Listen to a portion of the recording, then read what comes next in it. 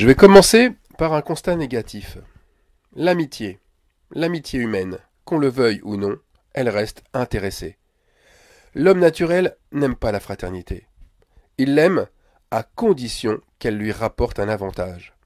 Mais si elle vient à lui causer le moindre problème, le frère se sépare de son frère, et n'oublions jamais que le premier crime est fratricide. Regardez Caïn et Abel. Alors, rien de surprenant à ce que le véritable disciple accompli se voit dans la fraternité. Cela se voit dans les rapports directs qu'il a avec ses frères et sœurs de foi. Faut-il être nécessairement dans la même assemblée depuis le début pour avoir une parfaite fraternité? Il n'y a aucune règle, puisque c'est Dieu qui unit les cœurs. Pourtant, Dieu, à maintes reprises, casse lui-même le bâton de la fraternité quand cette relation est empreinte de corruption ou de choses cachées, de tromperie. La fraternité brisée ne vient pas en premier. C'est l'alliance de Dieu qui a été brisée, elle, en premier. C'est l'offrande faite à Dieu qui est de mauvaise odeur. L'éloignement de Jacob et de son frère Ésaü en est l'exemple évident. L'un cherchant à s'emparer du droit de l'autre par tous les moyens, en utilisant toutes les ruses et tous les stratagèmes possibles pour tromper et usurper. Alors, je voudrais revenir maintenant sur la fraternité d'Abraham avec Abimélec. Je voudrais revenir sur cette alliance exemplaire qui a été réalisée au puits de Beersheba. Tellement de choses les séparaient. Ils ne viennent pas de la même nation, puisqu'Abraham venait du nord de l'actuel Irak, alors qu'Abimélec venait plutôt du sud-ouest d'Israël. Ils sont étrangers l'un à l'autre, aucun lien de parenté ou familial. Plutôt adversaires que partenaires, et se méfiant l'un de l'autre au départ. Leur rencontre, elle débute mal. Elle débute par un mensonge qui débouche sur un quiproquo au sujet de la femme d'Abraham. Rien de tel pour briser n'importe quelle relation. Et pourtant. Aujourd'hui, ce type de fraternité impossible, ça me fait penser à celle d'un Israélien avec un Palestinien. Si proches géographiquement, et si éloignés par la culture et la religion. Comment deux frères ennemis peuvent-ils devenir les meilleurs amis du monde? Pourtant, c'est dans ce genre de situation impossible que Dieu suscite l'amour fraternel. Abraham, pour sceller leur fraternité, décide de mettre à part 7 brebis. Voilà ce qu'il dit. Abraham mit à part 7 jeunes brebis, et Abimélec dit à Abraham, « Qu'est-ce que ces 7 jeunes brebis que tu as mis à part ?» Il répondit, « Tu accepteras de ma main ces 7 brebis, afin que cela me serve de témoignage que j'ai creusé ce puits. » C'est pourquoi on appelle ce lieu Beersheba, car c'est là qu'ils jurèrent l'un et l'autre. Fin de citation. Vous voyez, il n'est pas écrit ce qu'ils se jurèrent réciproquement, mais le contexte l'évoque aisément. Ils se jurèrent ce que deux amis authentiques peuvent se jurer l'un à l'autre, à savoir fidélité, loyauté, comme aussi bienveillance et aide mutuelle. En tous les cas, le chiffre 7 des jeunes brebis, mis à part, eh bien ce chiffre marque un tournant décisif, un engagement total et parfait l'un pour l'autre. Et ici, dans le contexte de cette alliance fraternelle, eh bien ces brebis montrent le désir d'une bienveillance indéfectible d'Abraham, un sacrifice saint. Alors pour Paul et Timothée, ils avaient eux aussi cette même alliance, alors que la distance et l'âge les séparaient. Certes, il n'y avait pas concrètement des animaux mis à part, mais cette alliance était déjà inscrite dans leur cœur, là où le Saint-Esprit y a fait sa demeure. Et puis cette alliance était néanmoins bien réelle et bien concrète. Si l'un était dans le besoin, eh bien l'autre viendrait à son secours. Leur complicité se voit à travers les lettres de Paul, car il y fait mention de son fidèle compagnon parmi 12 lettres, 12 épîtres, depuis le livre des Actes jusqu'à Philémon.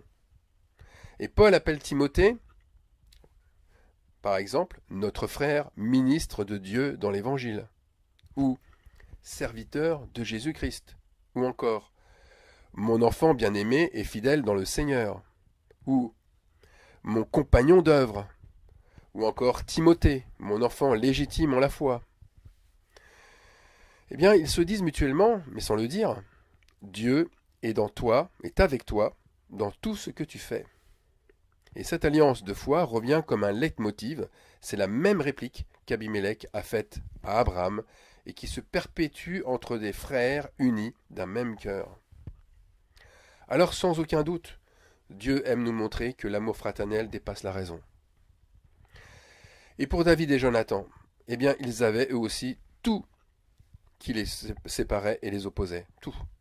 Le père de Jonathan, le roi Saül, il détestait David, et il en voulait à sa vie de manière obsessionnelle. Jonathan informait David à l'avance des projets criminels de son père pour sauver David. Or Dieu aime défier les situations impossibles, puisqu'il est le Dieu de l'impossible. Il cherche surtout à nous montrer que les règles, les lois, les traditions humaines, tout comme leurs alliances, sont aussi fragiles et durables qu'une maison qui sera ébranlée dès les premières secousses.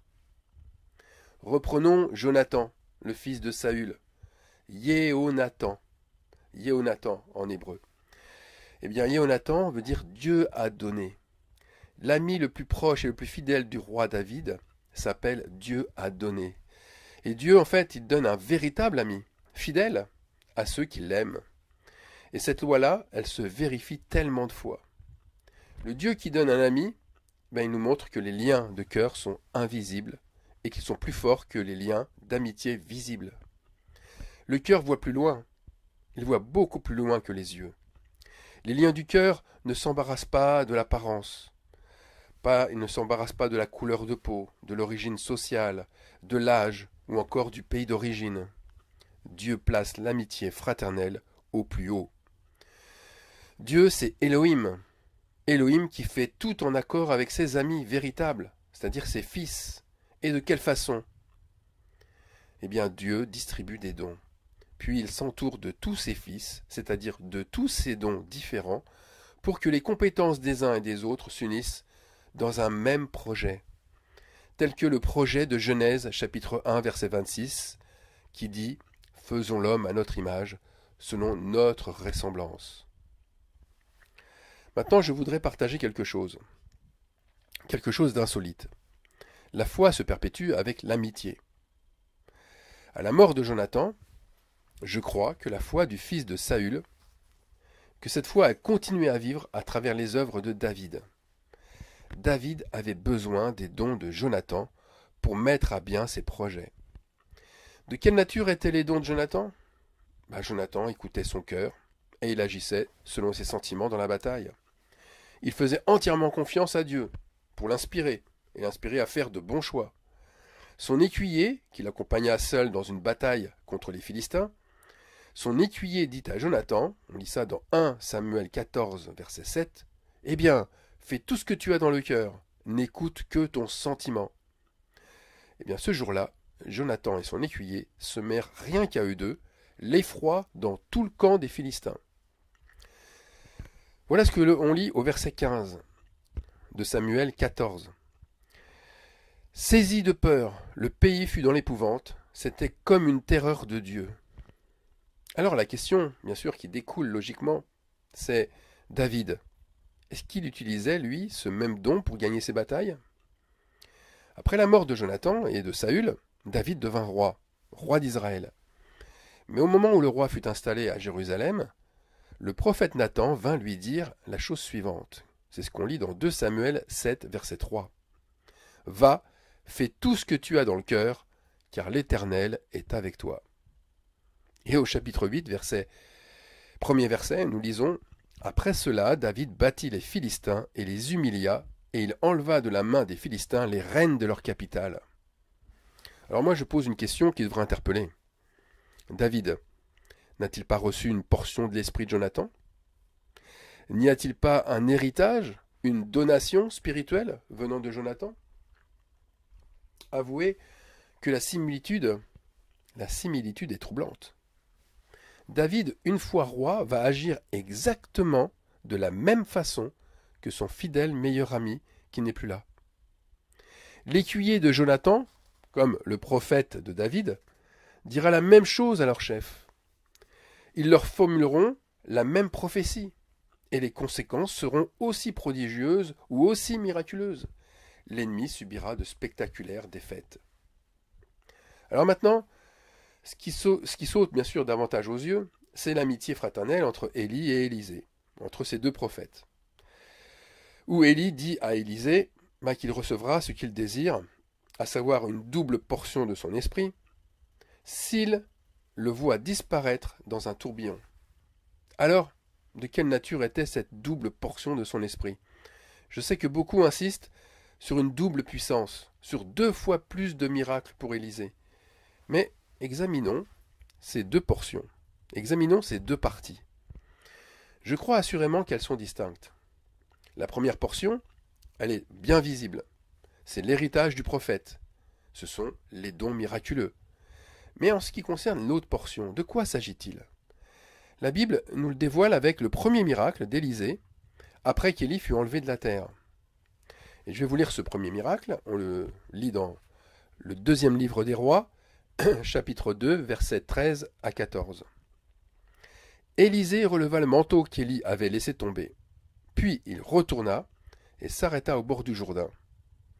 Il prit le manteau qu'Élie avait laissé tomber, et il en frappa les eaux, et dit « Où est l'Éternel, le Dieu d'Élie » Lui aussi, il frappa les eaux qui se partagèrent çà et là, et Élisée passa. Fin de citation. Alors voilà, la réponse à la question « Où est l'Éternel, le Dieu d'Élie ?» Cette réponse est bien là, bien sûr, sous nos yeux, dans le même miracle. Mais il ne faut pas oublier que frapper les eaux, les partager, c'est évidemment séparer avec violence le pur de l'impur, le vrai du faux, la vérité du mensonge, le bien du mal, l'hypocrisie de l'intégrité. Et cette portion est naturellement la plus importante. Donc la double portion, c'est en premier séparer la lumière des ténèbres, et en deuxième exercer des prodiges et des miracles. Mais l'un ne va pas sans l'autre. Surtout, le deuxième ne va pas sans le premier, qui est de rendre la justice divine. Je voudrais aussi soulever le voile, comme je l'ai fait lors du message sur la double onction d'Élisée, pour souligner aussi que cette double portion a une grande longévité, et que même une fois le corps mort, cet esprit, toujours vivant, bien il permet de ressusciter un mort, comme les os d'Élie ont pu, une fois mort, ressusciter un homme que l'on jeta dans son tombeau. Ça signifie quoi? Ça signifie que c'est par cette double portion que l'esprit d'Élie se perpétue parmi les croyants, de génération en génération. Et voilà pourquoi Jésus dit dans Matthieu chapitre 17, verset 11, Jésus répondit, « Il est vrai qu'Élie doit venir et rétablir toutes choses. » Alors maintenant, pour continuer sur les liens éternels de l'amitié fraternelle. Je crois aussi que la foi de Paul a continué à se propager à travers son fils spirituel Timothée. Même Jésus-Christ a continué son œuvre à travers l'apôtre Pierre, à qui il a donné les clés du royaume. Les dons de Dieu ne se perdent jamais. Ces dons se transmettent comme un héritage d'un père envers son fils, plus précisément, d'un père envers son fils aîné. L'amitié fraternelle, elle désigne un fils aîné spirituel. Une deuxième personne recevant les dons du premier. Alors bien sûr, le diable, lui, il cherche à imiter cette foi qui se transmet par l'amitié fraternelle. On ne compte plus les serviteurs de Dieu qui ont désigné leurs successeurs. Par imposition des mains, ils ont transmis leur pouvoir de guérison ou de prophétie à d'autres serviteurs. Mais moi je pose une question. Leur amitié, de quelle nature était-elle? Leur amitié n'était que prétexte à s'élever soi-même. Ils n'ont fait que d'usurper, de voler un droit. D'abord, afin d'assouvir un fort désir de pouvoir, et aussi parce qu'ils étaient animés uniquement par la convoitise des dons spirituels. Ils n'ont vu qu'une seule portion de l'esprit d'Élie, uniquement la portion miraculeuse, puisque leur ministère s'est fait au milieu d'eau usée, d'eau impure et stérile. Alors faire des miracles sans se soucier des frères et de sœurs qui continuent à prier pour leurs besoins, cela traduit bien cet univers de ténèbres spirituelles. Le don qui permet la transmission, l'apôtre Paul le dit très bien dans 1 Corinthiens chapitre 13, c'est l'amour. Ce don, c'est l'amour. Dieu fait naître entre deux êtres un sentiment puissant d'attachement qui n'a absolument rien à voir avec la convoitise ou la jalousie. C'est un sentiment authentique. C'est comme deux cœurs jumeaux. C'est à partir de là, vraiment de là, que la transmission héréditaire commence. Ensuite, si vous regardez bien, tous les dons ont eu une même action. Frapper les os, puis les partager. Moïse l'a fait, mais Jonathan et David aussi. Ils l'ont réalisé aussi en frappant violemment l'ennemi, puis en se séparant des Philistins. Élie comme Élisée ont eux aussi frappé les os, en dénonçant les paroles des faux prophètes